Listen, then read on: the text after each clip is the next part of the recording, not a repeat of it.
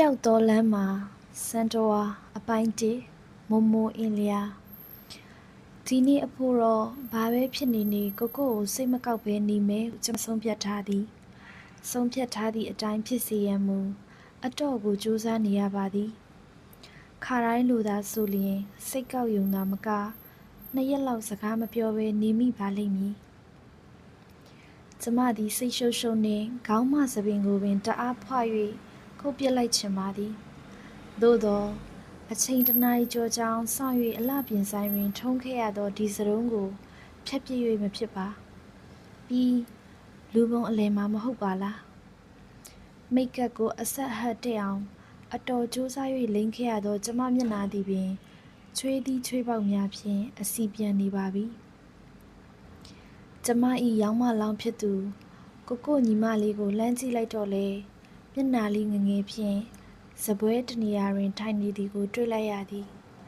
ကျမတငယ်ချင်းများကတော့အိမ်ကြီးမပြတ်စောင့်ဆိုင်နေပါသည်သူတို့ဆာလောင်နေကြပြီရောမည်တကယ်တော့ကျမတို့၏အစီအစဉ်ကိုညနေ9 နာရီတွင်စရန်ဖြစ်ပါ၏အခု6 နာရီကျော်လာပါပြီကိုမူအရေးအယောင်များမမြင်ရသည်ကိုတငယ်ချင်းများကစိတ်ပူပင်ဟန်မပြပဲကျမကိုနှစ်သိမ့်နေပါသည်ကားပြတ်နေတယ်ထင်ပါရဲ့ကိုကြည်ဝင်းသည်ဒီစကားကိုပင်ဆဋ္ဌမအကြိမ်မြောက်ထပ်ပြောပြန်ပါသည်4 နာရီခန့်တွင်ကျမနှင့်ကျမတငယ်ချင်းတစုကိုကိုယ်တိုင်အဆောင်မှလာကြပြီးဒီနေရာကိုပို့ခဲ့သည်ဝမ်ချူးဟိုတယ်၏မြက်ခင်းပြင်တွင်ကျမတို့ဧည့်ခံပွဲအတွက်စပွဲကလထိုင်များအစင်သင်းဖြစ်နေပါပြီကိုအခုပြန်လာမယ်ခဏလေးဟုဆိုကတငယ်ချင်းတစ်ယောက်နှင့်ပြန်ထွက်သွားပါသည်တငယ်ချင်းတစ်ယောက်ကိုသွားကြိုနေတာဖြစ်မှာပါဟုကျမထင်လိုက်မိသည်တဖြည်းဖြည်းနှင့်လူဆုံလာပါသည်ကျမတို့လူများဖိတ်ကြားမထားပါကိုအရင်နီးဆုံးတငယ်ချင်းများနှင့်ကျမ၏အရင်နီးဆုံးတငယ်ချင်းအားလုံးပေါင်းမှ40 လောက်သာရှိပါ၏လူကြီးများမပါပါလူငယ်များကြီးတက်ပျော်စေလိုသောသဘောဖြင့်ကျမတို့စီစဉ်ခဲ့ပါသည်အခုအတိုင်းဆိုရင်လူကြီးတွေမပါတာတော်သေးရဲ့အထူးသဖြင့်မေတို့ဒေါ်ကြီးတို့မပါတာတော်သေးရဲ့ဟုကျမတွေးမိသည်ကျမမေနှင့်ဒေါ်ကြီးသည်မနက်ကကျမနှင့်ကိုတရားရုံးတွင်လက်ထက်ရာသို့သာလိုက်ပါခဲ့ပြီးနေ့လယ်ရထားနှင့်ပဲခူးသို့ပြန်သွားကြပါသည်ကိုမိဘများကနနက်စာဧည့်ခံကျွေးမွေးလိုက်ပါသည်ဒီပွဲကကျမတို့ပွဲသက်ဖြစ်သည်ဒီမြအချင်းယုံဖြင့်စီစဉ်ထားလျက်အစင်မပြေအောင်လုပ်ရသောကိုကျမစိတ်ဆိုးလာပါသည်သို့သောဒီနေ့ဒီရက်တွင်ကိုစိတ်မဆိုးစိတ်မကောက်ပဲနေဖြစ်အောင်နေမည်ဟုကျမကြိုတင်ဆုံးဖြတ်ထားခဲ့သည့်အတိုင်းကျမစိတ်တင်း၍နေရသည်သူပဲသွားနေတာလဲကိုကြည်ဝင်းလိုက်ုံပြောစမ်းပါကိုကြည်ဝင်းကိုကြည့်ရတာတစ်မျိုးပဲသူသွားနေတဲ့နေရာသိတယ်မဟုတ်လားသူကိစ္စတစ်ခုနဲ့ထွက်သွားတာမဟုတ်လားပြောစမ်းပါရှင်ကိုကြည်ဝင်းသည်ကျမကိုစောကပင်တစုံတရာပြောသင့်မပြောသင့်စဉ်းစားနေဟန်တူပါသည်သူပြောသလိုကားပြတ်နေ၍မဟုတ်မှန်းသူသိပါသည်သူကစိတ်ရှုပ်ဟန်ခေါင်းကိုကုပ်လိုက်ပါသည်ဒီကောင်လှုပ်လိုက်ရင်ဒီအတိုင်းကြီးပဲသူကအပြစ်တင်သလိုညီးသလိုလိုပြောပြန်ပါသည်ကျမစိတ်မရှိနိုင်တော့ပါကိုတငယ်ချင်းကိုပင်အော်ပြစ်လိုက်ချင်လာပါသည်ဘာလို့လဲကိုကြည်ဝင်းရဲ့သူဘာသွားလုပ်တာလဲကိုကြည်ဝင်းကကျမမျက်နှာကိုမတက်မသားပြန်ကြည့်ရင်သူငွေသွားရှာတာမြတ်စွာဘုရားကျမတေးလိုက်ချင်ပါတော့သည်9 နာရီတွင်စရမည်မင်္ဂလာပွဲအတွက်4 နာရီခွဲမှငွေရှာရတဲ့ကျမရင်မှာပူသွားပါသည်ငွေများမရရင်တော့ဒုက္ခပါပဲတငယ်ချင်းသည်ရှေ့မှာအဆက်ကွဲရလင်လဲသေးလိုက်ဖို့သာကောင်းမှာတော့သည်စောကသူပြန်မရောက်သေး၍စိတ်ပူရသည်ထက်အခုငွေများအဆင်မပြေခဲ့ရင်ဟူသောအတွေးကကျမကိုပို၍နှိပ်စက်နေပါသည်လွန်ခဲ့သောအပတ်ကပင်မိတ်ဆွေတဦးစီမှငွေလဲထားကြောင်းအဆင်ပြေလိမ့်မည်ဖြစ်ကြောင်းသူကပြောပြခဲ့သည်ကျမလည်းနောက်ထပ်မမေးခဲ့ပါ ဒီ ဒီလောက်တော့အဆင်ပြေအောင်သူစီစဉ်လိမ့်မည်ဟုကျမယုံကြည်ခဲ့မိသည်အခုတော့ခက်ချေပြီကျမအပေါင်းအသင်းများဘက်သို့ရဲရဲမလဲ့ကြည့်ရဲဝန်တော့ပါစားရဲကွာအေးတဲ့တငယ်ချင်းတစ်ယောက်ကထအော်လိုက်သဖြင့်ကျမဟန်ဆောင်၍အနိုင်နိုင်ပြုံးပြရင်တီးခတ်မအောင်တငယ်ချင်းတို့ရာသူအရေးကြီးနေတဲ့မိတ်ဆွေတယောက်ကိုသွားကြုံနေလို့ပါနော်ဘလို့လုပ်ရမလဲကိုကြည်ဝင်းတို့ရာတခုခုကြံစမ်းမအောင်ကျမကကိုကြည်ဝင်းဘက်သို့လဲ၍တီးတိုးတိုင်မင်ရပြန်ပါသည်လိမ္မော်ရဲ့အရင်ချထားပေးရအောင်ကျမတို့မျက်နှာရိပ်မျက်နှာကဲကိုကြည့်၍စောင့်ဆိုင်နေကြသောစပွဲတို့များကိုလိမ္မော်ရဲ့အရင်ချထားခိုင်းလိုက်ရပါသည်အစီအစဉ်ကစကလေးကလွဲရပါပြီစားစရာချပြီးမှလိမ္မော်ရီကိုဘေးမှလိုက်ချပေးရန်ဖြစ်သည်ဟင်းလျာအစီအစဉ်မှာတရုတ်ထုံးစံဖြစ်သည်ဖြင့်တစ်မျိုးပြီးတစ်မျိုးချသွားပြီးတစ်မျိုးပြီးလင်တစ်မျိုးသိမ်းသွားပြီလိမ့်မည်တို့သားမရှိပါပဲကျမတို့ပွဲကိုဘလို့စရပါမည်နီဟောလာပြီကျမရင်ထဲမှခန်းစားချက်ကိုပြောမပြတတ်တော့ပါရုတ်တရက်ကိုစီပြေးပြီးငိုချလိုက်ချင်ပြီးတော့သည်အရေးဆိုရင်မျက်ရည်အလွန်ကျလွယ်သောကျမအဖြစ်ကိုမျက်တောင်တစ်ပြက်ခတ်၍ဟန်ဆောင်လိုက်ရပြီးကိုစီးကြိုလိုက်ရသည်ကိုလှမ်း၍ဆုပ်ကင်လာသောကျမလက်များသည်အေးဆက်နေပါလိမ့်မည်အားလုံးကိုတောင်းပန်ပါတယ်ဗျာလမ်းမှာကားပြက်နေလို့ကြာသွားတယ်ကိုအိမ်ကြီးမပြတ်တောင်းပန်ရင်သူ့နေရာမှာထိုင်ချလိုက်သဖြင့်ကျမပါရောရောင်ထိုင်လိုက်ရသည်သို့တော့ကျမစိတ်ကဖြင့်မအေးလာသည်ပါအဆင်ပြေလားကိုကျမတီးတိုးမေးမိပါသည်အိမ်ကြီးမပြတ်ပါနဲ့လှိုင်းအဆင်ပြေပါတယ်ကိုအပြောကိုဘဝင်မကြလာတော့လဲအသာညီနေလိုက်ရပါသည်တပွဲပြီးတပွဲချလာသောဟင်းများကိုကျမမြူမကြတော့ပါကိုတငယ်ချင်းတစ်ယောက်ကကျမလိမ္မော်ရီခွက်ထဲကိုနှောက်ပြောင်၍ထည့်ပြီးတော့အရက်အနှဲငယ်ကိုပင်ကျမအမမဲတောက်ချလိုက်ပါသည်ပြီးမှမျက်နှာပြတ်သွားသောကျမကိုကကြည့်ကရေမောပါလေသည်ရွှင်ပြပြနေစမ်းမှလှိုင်ရလာတငယ်ချင်းတွေကိုလိုက်နှုတ်ဆက်မယ်ကတော့တငယ်ချင်းတွေကတယောက်တစ်လက်ဝိုင်းထည့်ပြီးတော့အရက်တကူကြောက်လာမသိရွှင်နေပါသည်ကျမလက်ကိုဆွဲပြီးတငယ်ချင်းများကိုရွှွဝေအောင်လိုက်နှုတ်ဆက်နေပါသည်တို့တော့ရုပ်ရှင်ကြည့်ပြီးမှပြန်မယ်ကျမတငယ်ချင်းများကအကြက်ကင်ကြသည်ကျမတို့မှာဘော်ရာဆောင်တစ်ခုတွင်စုနေကြသောတငယ်ချင်းတစုသာဖြစ်ကြပါသည်ဒီညသူတို့နှင့်ခွဲ၍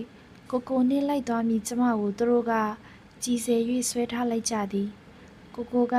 အိမ်ကြီးမပြတ်တဟဲရဲရင်သဘောပါဗျာသဘောပါစားပြီးရင်ရုပ်ရှင်သွားကြတာပေါ့ဒီလိုဆို9နာရီခွဲပွဲလက်မှတ်ဝယ်ခိုင်းလိုက်လေသမရယုံမှာအားလုံး12ယောက်ရှိတယ်သူတို့ကတကယ်ကြည့်မဲ့ပုံနဲ့ပြောလာရာကျမရင်မှာထိတ်သွားရပြန်သည်ကိုဘလို့စီစဉ်ပါမလဲကိုကမြက်ခင်းအပြင်ဘက်ကိုကျမကိုဆွဲခေါ်ခဲ့ကမူးနှင့်အန်နေသောသူ့တငယ်ချင်းစိတ်ဝင်းကိုသွားခေါ်ရသည်လှိုင်ရလေတိတ်အိမ်ဒီပြတ်တာပဲဟစ်ကောင်စိတ်ဝင်းအမျိုးသမီးတွေကရုပ်ရှင်ကြည့်ကျင်နေတယ်ကွဘလို့လုပ်ရမလဲကြည့်ကျင်ပြလိုက်ပေါ့ကွာဒါတော့မင်းပြောမှလားမင်းမှငွေဘလောက်ကြံသေးလဲမင်းလှုပ်ချင်တာဒါလှုပ်ဆမ်းပါကွာငါမှာကားဘိန်းအပူတစ်လုံးပါတယ်ဟိုတယ်မှာအပေါင်ထားခဲ့မယ်ဒီမှာနိုင်လဲရှိရဲကွဘာမှမပူနဲ့တူပြောစမ်းမှာကိုစိန်ဝင်းရဲ့မူးနဲ့အော်နေသောကိုစိန်ဝင်းကိုကျမကတောင်းပန်ရပြန်ပါသည်ကိုနဲ့ကျမအထဲကိုပြန်ဝင်လာကြသောအခါတငယ်ချင်းတချို့ကပြန်ရန်ဟန်ပြနေကြပါပြီအလကားနောက်တာပါမိလန်ရတို့ရုပ်ရှင်မကြည့်ပါဘူးအဆောင်ကိုပဲပြန်ဖို့တော့ကြည့်ရင်လည်းရပါတယ်ဗျာကားမောင်းပို့ရမယ့်ကောင်ကမူးနေလို့ဒါပေမဲ့နောက်ကားတစ်စီးတော့ရှိပါသေးတယ်။အိုးနေပါစီသူတို့သားကြီးရဲ့ကဲမမူးတဲ့ကားနဲ့ပဲကျမတို့ပြန်ဖို့ပါနော်။တငယ်ချင်းများကိုနှစ်ခေါက်ခွဲ၍ပြန်ဖို့ရသည်။မြို့ထဲမှာတငယ်ချင်းများလည်းအရှို့ပြန်သွားကြပါသည်။နောက်ဆုံးတော့ ကိုတငယ်ချင်းတစုနှင့်ကျမတို့သာကြံခဲ့သည်ကျမရင်ထဲမှာလည်းအခုမှပင်အေး၍ပေါ့ပါသွားပါသည်ကဲပြန်ကြပါစို့လိုင်းဘယ်ကိုပြန်ရမှာလဲကိုရဲ့ကျမကနွမ်းလျာစိတ်ပြက်စွာပြောလိုက်မိပါသည်တကယ်တော့ကျမတို့ဤမင်္ဂလာဥညအတွက်တီးတန့်နားခိုရသည်မရှိပါချေလွန်ခဲ့သော6လခန့်ကပင်ကျမတို့နှစ်ဦးနေရန်အတွက်အိမ်ရှာခဲ့ပါသည်စိတ်ကြိုက်အစဉ်ပြေသည့်အိမ်ကိုရှာမတွေ့ခဲ့ပါနောက်ဆုံးကျမတို့ကြိုက်သည့်အိမ်မှာဒီလကုံလင်းအရင်လူတွေဆင်းမိဖြစ်ရာကျမတို့စောင့်ရအောင်မည်အိမ်ရပြီးမှလက်မှတ်ထိုးလို့တော့လဲဘေးတင်အလိုအရာနေ့ကောင်းရက်သားကိုရွေးလိုက်ရသဖြင့်လောလောဆယ်အိမ်အခက်ခဲကိုကျမတို့ရင်ဆိုင်နေရပါသည်ကိုတို့အိမ်မှာမြို့လေတိုက်ခန်းချင်းလေးဖြစ်ပြီးအိမ်သားများကများလာသည်ကျမမှာထိုအခန်းချင်းလေးထဲတွင်သွားနေရမှာကိုတွေးပြီးအသက်ရှူကျပ်နေမိသည်ဖြစ်နိုင်လေအမေတို့ရှိရာပဲခူးကိုပင်သွားနေလိုက်ချင်ပါသည်ကိုအလောက်ကရန်ကုန်မှာမို့သွားနေ၍မဖြစ်ပါပြီးကျမတို့မှာပြားရည်စမ်းခီးထွက်လာအောင်လဲငွေကြေးမပြည့်စုံပါချေကျမမှာဘွဲရအလုပ်လက်မဲ့တူသာဖြစ်ပါသည်ကိုလာက300ကျော်ကိုအားကိုး၍ကျမလက်ထပ်ခဲ့ပါပြီရှေ့တွင်မြည်တို့သောအခက်ခဲများပေါ်လာဦးမည်မသိပါဘာရီတွင်းနေတာလဲလှိုင်ရဲ့ကိုတို့အိမ်ကိုပဲပြန်ကြတာပေါ့ကွာကိုကတင်ကအကျဲကြီးပါနှစ်ယောက်အိတ်လို့ရပါတယ်လှိုင်ရဲ့ကိုရင်ခွင်ကလည်းအကျဲကြီးပါလှိုင်ရဲ့ကိုကတော့ကျမကိုခက်မြူးမြူးလေးချော့နေပါသည်ဟုတ်ပါသည်အခုလိုပျော်ရွှင်ကြည်နူးရမည်မင်္ဂလာဥညမှာကျမတွေ့ဝေနေ၍မဖြစ်တော့ပါကြုံလာသမျှကိုအပြုံးနဲ့ရင်ဆိုင်ရပြီမည်ဒီလိုဆိုလဲလှိုင်တို့ပြန်ကြတာပေါ့ကိုရဲ့ကျမကကိုလက်မောင်းကိုမိတွဲပြီးထားလိုက်ခဲ့ပါသည်ကဲဘယ်ကိုပို့ရမလဲကိုတငယ်ချင်းဟာကားကိုအသင့်ဆက်နိုးရင်းမေးလိုက်ပါသည်အိမ်ကိုပဲပေါ့ကွာ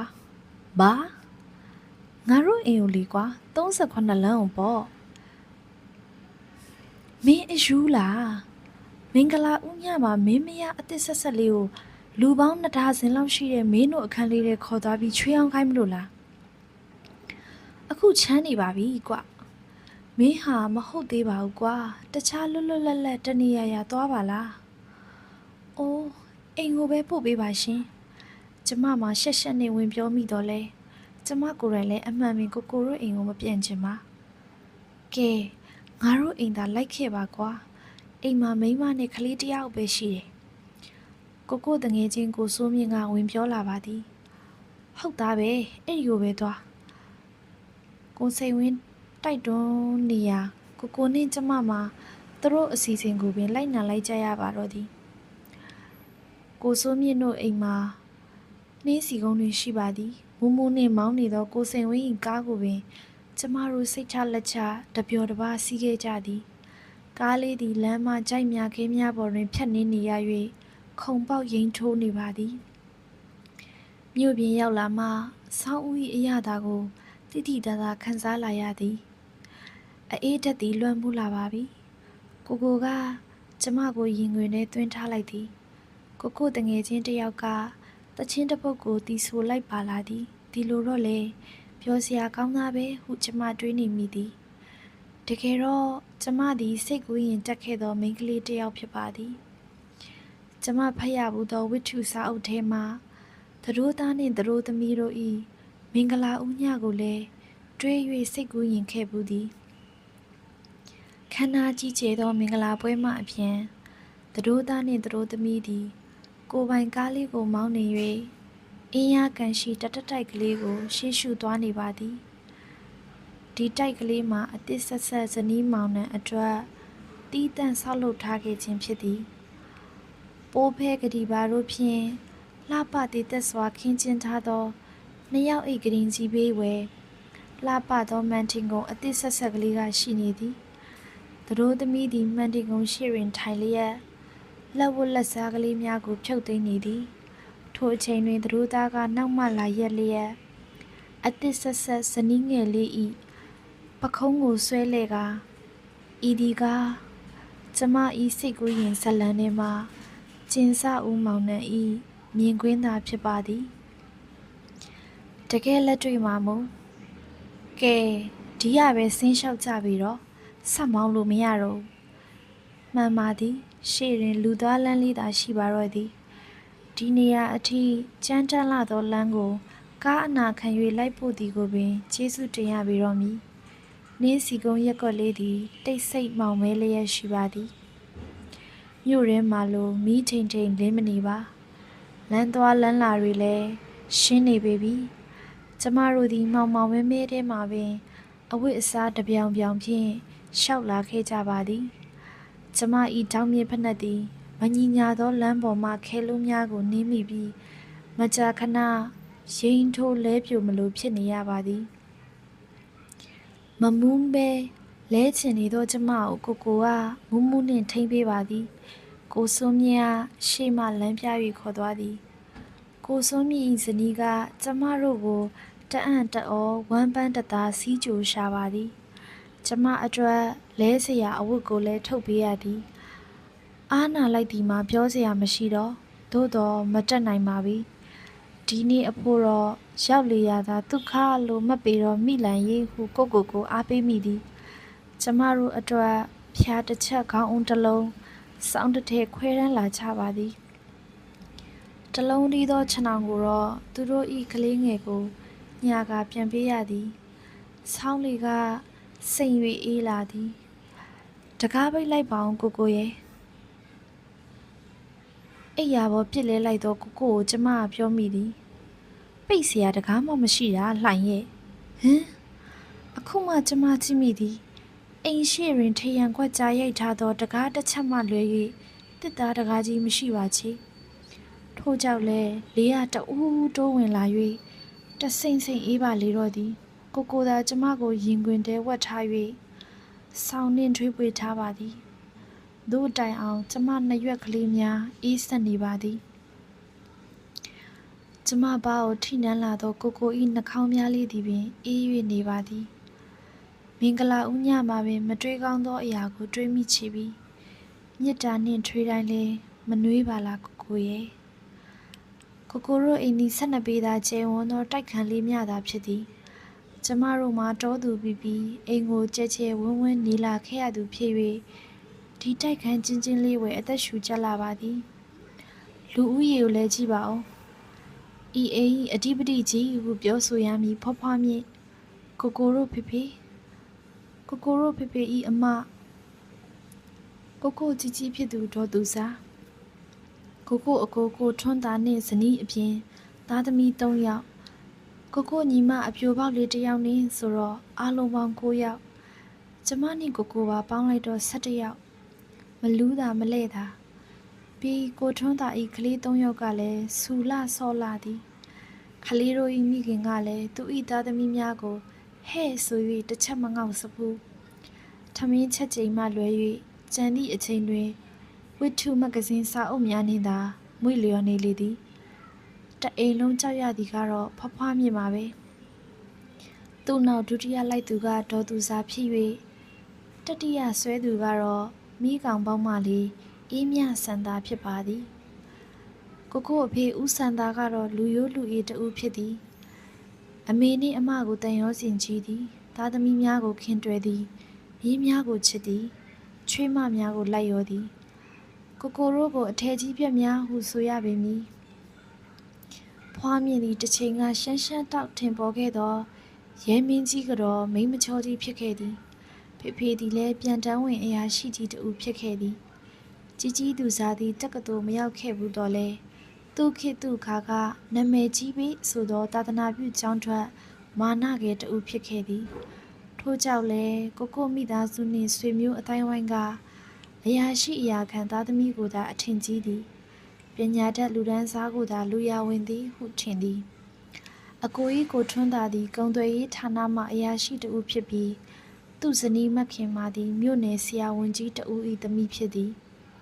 သူမကိုယ်တိုင်က10ရန်အောင်ပြီးကျောင်းထွက်ခဲ့သူဖြစ်သည့်တိုင်ခုခေတ်ပညာကိုအထင်မကြီးသူမတို့အဖို့ အလုတ်လုတ်เสียမလို့၍ရွှေပေါ်မြတင်နေလာခဲ့သူဟုဂုဏ်ယူသည်12ပေတိုက်ခန်းချင်းလေးတွင်နေနေရသည့်တိုင်ဤမိသားစု၏စိတ်ဓာတ်သည်ရွှေတောင်ကြားလမ်းမှတိုက်ကြီးရှင်တို့အလားဟန်တခွဲသားနှင့်သွာလာဆက်ဆံတတ်သည်သူတို့ကိုယ်တိုင်ကအကြောင်းမလှ၍ချမ်းချမ်းသာသာရှမ်းရှမ်းတောက်မနေနိုင်တော့သည့်တိုင်နေနိုင်သည့်ဆွေမျိုးများကုန်ကိုဖော်ထုတ်၍အမြဲဝင့်ကြွားနေတတ်သည်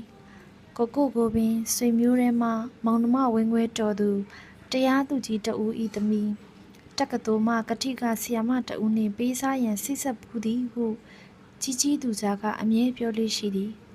ကိုသည်သူတို့စကားကိုနားမထောင်ပဲကျမကိုလက်ထပ်ခဲ့ဟန်တူလေသည်ကျမမှာတာမန်ကုန်တဲ့သားသမီးဖြစ်၍ကျမကိုသူတို့အထင်မကြီးကြပါပြီးရိုးရိုးနှင့်တောဆန်ဆန်ဝတ်စားနေထိုင်တတ်သောမိမိတို့ကိုကြည့်၍လည်းအထင်သေးပုံရသည်ပြီးတော့ကျမသည်ဘွဲရခဲ့သည့်တိုင်အလုတ်လက်မဲ့တူးသာဖြစ်ချီသည်တကားနောက်ခံအဖြစ်လဲမခင်မာတို့လိုဂုံမရှိလာချေနနက်အိယာထလိန်ဖွားမြင့်ဆန်း၏အတန်သည်စီညံ၍ထွက်လာသည်အသက်80ကျော်တော်လဲဖွားမြင့်မှာကျမ်းမာတန်ဆွမ်းဆဲဖြစ်သည်သူမျက်နှာတုပ်ပွားကိုသူကိုယ်တိုင်လျှော်သည်အဝိလုံကြီးများကိုဒေါ်သူစာမလွဲ၍မြည်သူမြလျှော်ဖွတ်ပေး၍မရဟဲ့အမလီအိတ်လိုက်ကြတာနော်6နာရီထိုးတော့မေဟဲ့ဖွားမြင့်အတန်ကြောင့်ကျမငေါက်ကနေထထိုင်မိပါသည်ညကိုအဆွဲကောင်း၍9နာရီခွဲပွဲရုပ်ရှင်သွားကြည့်မိသည်ပြန်လာတော့သူများတွေအိတ်တုံ2ယောက်တည်းလွတ်လွတ်လပ်လပ်မိဖို့ကြောင့်မှစကားပြောနေမိရာ2နာရီထိုးကန်ဒီမှအိယာဝင်ဖြစ်သည်အိတ်၍မဝါ၍ခေါင်းမူရသည့်အထဲကိုကရင်တွင်2ယောက်ပေါင်းအိယာ၍ခြေလက်မဆက်နာဖြစ်သည်ဖြင့်ညောင်းညာကြိုက်ခဲနေပါတော့သည်ကိုကကျမကိုအသာပြန်ဆွဲ၍အိတ်စီပါသည်ကျမတို့2ယောက်ကရင်ကိုကလကာတစ်ခုဖြင့်ကာယံထားပါသည်အိတ်နီစမ်းမှလှိုင်ရအခုလိုအော်ရာဟာဖွားမြင့်အကျင့်ပဲရိုးနေပါပြီအိတ်သားအိတ်ဆမ်းမှတော်ကြနေမကောင်းဖြစ်နေမယ်မအိတ်ရဲပါဘူးကိုရုံသွားဖို့အင်ချီမီးဘူးမတိုက်ရသေးဘူးတော်ကြကိုလင်အဝတ်တောင်အရင်မီအောင်လုံးမပေးနိုင်ဘူးလို့ကြီးသူစားပြောနေအောင်မေမီးဘူးမတိုက်ရသေးလေဒီတိုင်းဝတ်သွားပါမယ်ကွာခဏဖြစ်လဲနေစမ်းမအောင်ဟဲ့မခင်မညီးလင်တွေညီးသားတွေစားဖို့တောက်ဖို့ထပြုတ်ချက်ပြုတ်ပါတော့လားညီးတို့ကြီးများနေရင်လေဘလို့နေကြမယ်မသိဘူးကြည်စမ်းချင်လာတယ်မခင်မသည်အိတ်ခမ်းထဲမှာအိတ်ချင်မူတူထကရေချိုးကန်အတွင်းသို့ဝင်သွားပါသည်နောက်မှသူ့သားအငယ်ဆုံးတူတူသည်အခန်းဝတွင်ရက်၍ငိုနေလေသည်တူလာအန်တီစီလာကျမကမနေသာ၍တူကိုဝင်ချော့နေမိသည်ထိုစဉ်အေးမြဆန်သာကလုံကြီးရင်ရှားမလုံးတစ်လုံးဖြင့်ရေချိုးကဝရင်ရက်ခါတကားကိုတုံထုနေပါတော့သည်